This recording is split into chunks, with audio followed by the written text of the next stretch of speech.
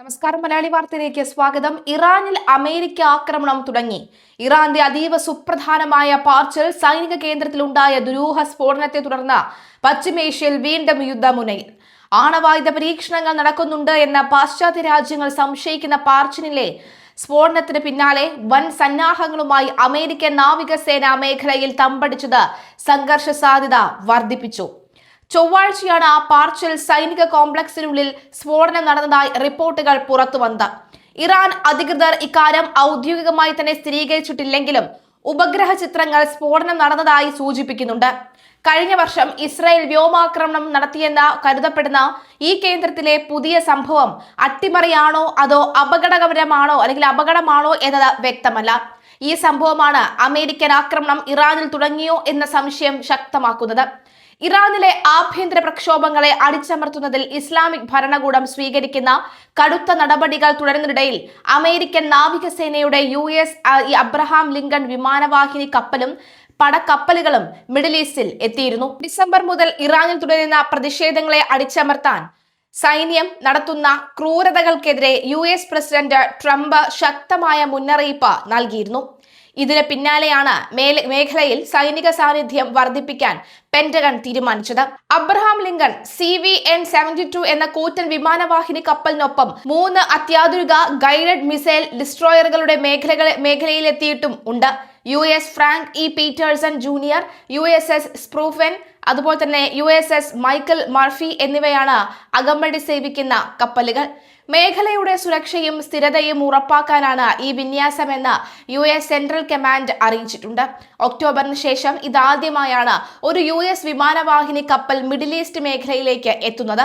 ട്രംപിന്റെ കർശന മുന്നറിയിപ്പ് വരുന്നുമുണ്ട്.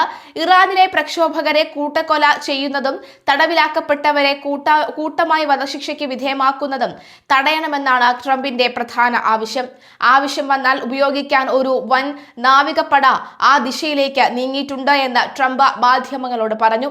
തടവിലാക്കപ്പെട്ട 800ഓളം പേരുടെ വധശിക്ഷ ഇറാൻ നടപ്പിലാക്കാൻ തീരുമാനിച്ചിരുന്നുവെന്നും എന്നാൽ തന്റെ സമ്മർദ്ദത്തെ തുടർന്ന് അത് നിർത്തിവെച്ചുവെന്നും ട്രംപ് അവകാശപ്പെട്ടെങ്കിലും ഇറാൻ ഭരണകൂടം ഇത് തള്ളി.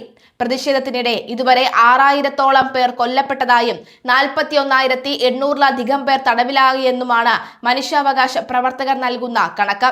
കപ്പലുകൾക്ക് പുറമെ US വ്യോമസേനയുടെ F-15E സ്ട്രൈക്ക് ഈഗിൾ പോർ വിമാനങ്ങളും മേഖലയിലെ താവളങ്ങളിൽ വിന്യസിച്ചിട്ടുണ്ട്.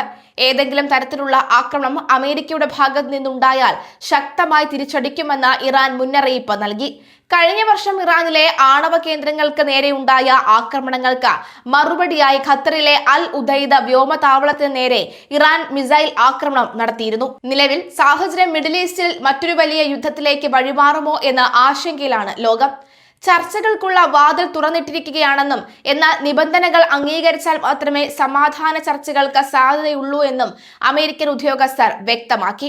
അതേസമയം സ്ഥിതിഗതികൾ നിരീക്ഷിക്കാൻ അമേരിക്കയുടെ അത്യാധുനിക വിമാനവാഹിനി കപ്പലായ USS Abraham Lincoln strike group Gulf മേഖലയിൽ നങ്കൂരമിട്ടിട്ടുണ്ട്. ഇറാന്റെ ഏതു നീക്കത്തെയും നേരിടാൻ സജ്ജമായാണ് ഗൈഡഡ് മിസൈൽ ഡിസ്ട്രോയറുകൾ അടക്കമുള്ള സന്നാഹങ്ങളുമായി അമേരിക്കൻ സേന എത്തിയിരിക്കുന്നത്. ഇറാനിൽ തുടരുന്ന ആഭ്യന്തര പ്രക്ഷോഭങ്ങളെ അടിച്ചമർത്തുന്ന ഭരണകൂട നടപടികൾക്കെതിരെ അമേരിക്കൻ പ്രസിഡന്റ് ട്രംപ് രൂക്ഷമായ ഭാഷയിലാണ് പ്രതികരിച്ചത്.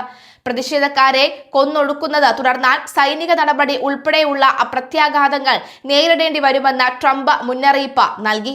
രാജ്യത്തെ സാമ്പത്തിക തകർച്ചയ്ക്കും പരമോന്നത നേതാവ് അയത്തുള്ള അലി ഖമനേയ്ക്കുമെതിരെ നടത്തുന്ന പ്രക്ഷോഭങ്ങളിൽ ഇതുവരെ 6226 പേർ കൊല്ലപ്പെട്ടതായാണ് കണക്കുകൾ.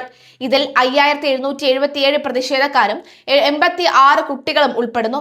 41,800-ലധികം പേർ അറസ്റ്റിലായിട്ടുണ്ടെന്നും റിപ്പോർട്ടുകൾ വ്യക്തമാക്കുന്നു. ഉപരോധവും ഭരണകൂടത്തിന്റെ കെടുകാര്യസ്ഥതയും കാരണം ഇറാൻ സമ്പദ് വ്യവസ്ഥ തകർച്ചയുടെ വക്കിലാണ്. വിലകയറ്റവും ജനജീവിതം ദുസ്സഹമാക്കിയിരിക്കെ പുതിയ സ്ഫോടനം അമേരിക്കൻ നീക്കങ്ങളും മേഖലയെ വൻ യുദ്ധത്തിലേക്ക് തള്ളിവിടുമോ എന്ന ആശങ്കയിലാണ് ലോക രാജ്യങ്ങൾ. ഏതായാലും നിലവിലെ സാഹചര്യത്തിൽ ഈ ആണവ കേന്ദ്രങ്ങൾ തകർന്നുവോ എന്ന വാർത്ത തന്നെയാണ് പുറത്തു വരുന്നത്. അത്തരം സംശയങ്ങളും പുറത്തു വരുന്നുണ്ട്. കൂടുതൽ വിശദമായി തന്നെ വരും മണിക്കൂറിൽ വ്യക്തമാകുമെന്ന് മനസ്സിലാകുന്നു. ഏതായാലും അമേരിക്ക രണ്ടും കൽപ്പിച്ച് തന്നെയാണ് മുന്നോട്ട് പോകുന്നത്. ഇസ്രായേലിന്റെ സഹായം ഏത് നിമിഷം വേണമെങ്കിലും അമേരിക്കയ്ക്ക് ഉണ്ട്, അതിൽ യാതൊരു സംശയവുമില്ല. അതുകൊണ്ട് തന്നെ ഏത് നിമിഷം നമുക്ക് അത്തരം ഒരു വാർത്ത കൂടി കേൾക്കാനുള്ള സാധ്യത വളരെ കൂടുതലാണെന്ന് വ്യക്തമാവുകയാണ്.